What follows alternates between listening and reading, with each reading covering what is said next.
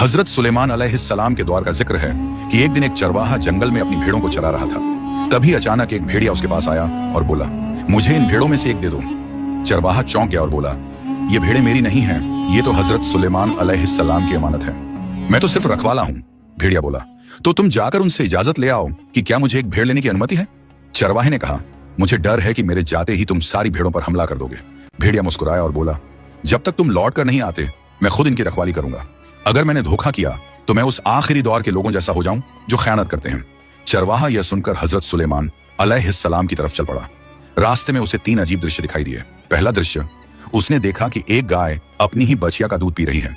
वह हैरान रह गया और सोचने लगा, यह कैसा अजीब मंजर है, इसका मतलब क्या हो सकता है। थोड़ा आगे बढ़ा तो दूसरा दृश्य दिखा। कुछ लोग फटे पुराने कपड़ों में थे, लेकिन उनके हाथों में सोने की थैलियां थीं। वह हैरानी से बोला, इनके पास दौलत है, फिर भी ये गरीब जैसे क्यों दिखते हैं। फिर आगे एक बहता हुआ सोता दिखाई दिया।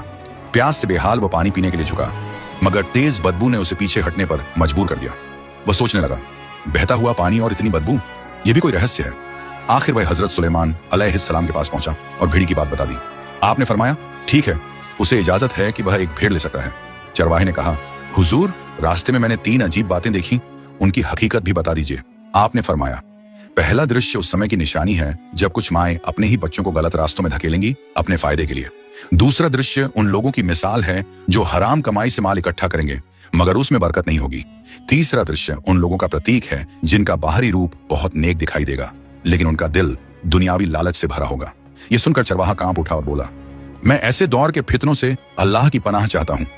वह वापस लौटा तो देखा कि भेड़िया सचमुच भेड़ों की रखवाली कर रहा था। उसने कहा, हजरत सुलेमान अलैहिस्सलाम ने तुम्हें इजाजत दे दी है कि तुम एक भेड़ ले सकते हो। भेड़िए ने भेड़ों को गौर से देखा और एक कमजोर बीमार भेड़ को चुना। चरवाहे ने हैरानी से पूछा, तुमने यही क्यों चुनी। भेड़िया बोला, क्योंकि यह अपने रब की याद से गाफिल थी। जो अपने पालनहार के जिक्र से बेखबर हो जाता है वह सबसे बड़ी आजमाइश में होता है। अगर कहानी ने दिल को छुआ हो तो इसे लाइक करें, शेयर करें और फॉलो जरूर करें ताकि ऐसी ही इब्रत भरी कहानियां आप तक पहुंचती रहें।